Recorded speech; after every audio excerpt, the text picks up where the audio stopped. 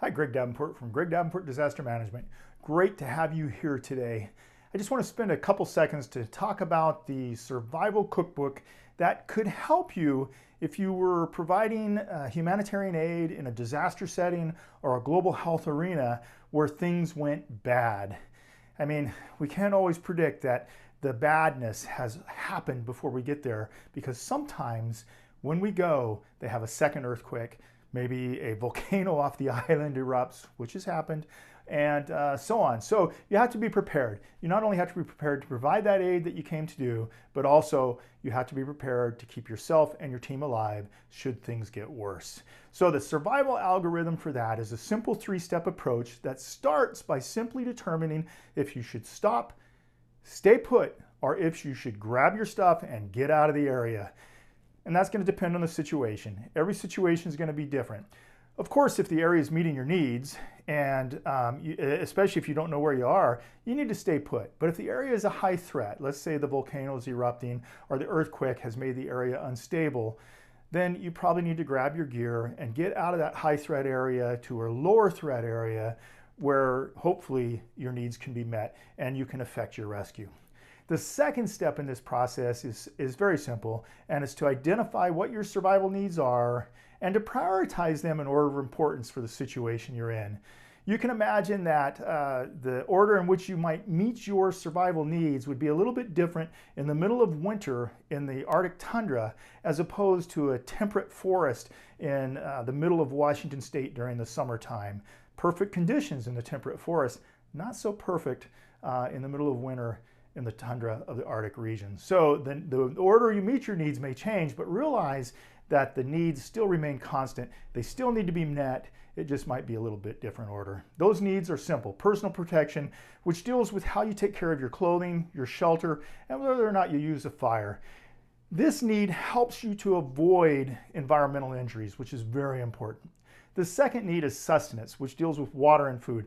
Staying hydrated, very, very important, as is the environmental injury. Staying hydrated, extremely important.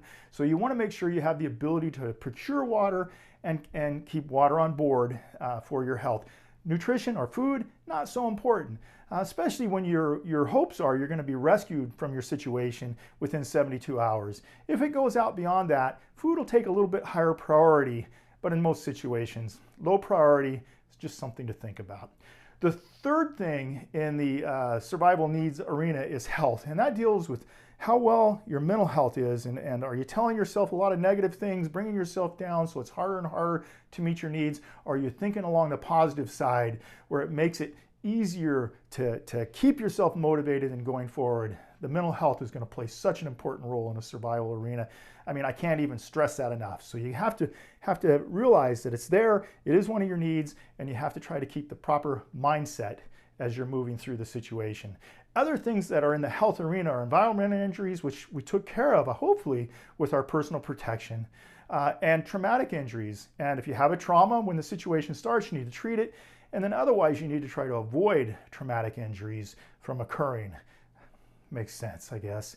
The other two needs deal with getting recovered or getting rescued. And those two are signaling, which is extremely important as rescue may come in the area and not know exactly where you are. So you need to be able to draw attention to you so you can get rescued. And that's the signaling need. The other one is travel. Travel in most situations, you really don't have to do. If the area is meeting your needs and again, people know where you are, you're better off to stay put because that's where they're going to come looking. It's when the area becomes a threat that you need to have that ability to get out of that situation. Some basic navigation skills will be really important for that skill set itself. If you don't have those navigation skills, traveling may not be a good option for you, and you may have to just get out of the immediate area as best you can and then try to make sure you get good signals out to make that recovery occur.